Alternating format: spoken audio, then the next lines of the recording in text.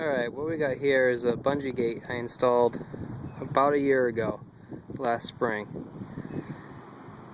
It was tight when I installed it, but I just came and I should have taken a picture before, but it was sagging quite a bit. So I already cut this one off, but this one right here gives you an idea of how much I had to take out.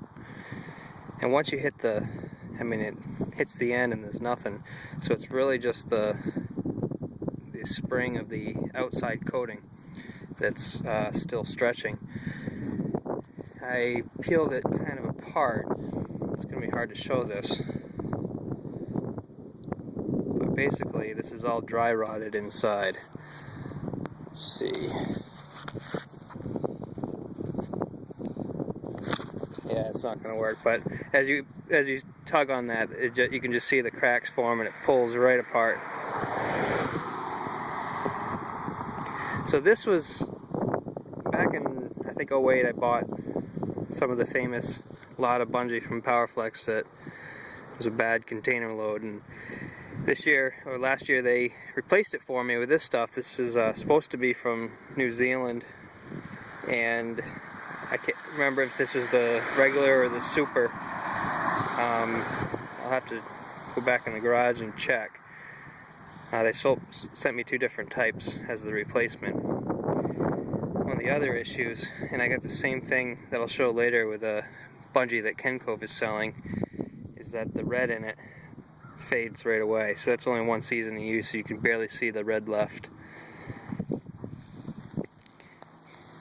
And right there, that gives you an idea what it looked like a year ago, because I was on the inside of the insulator, protected from the sun. And while I'm here, these tensioners from Gallagher, you're already starting to rust a little bit on the edge there and on some of the rivets. And then over here,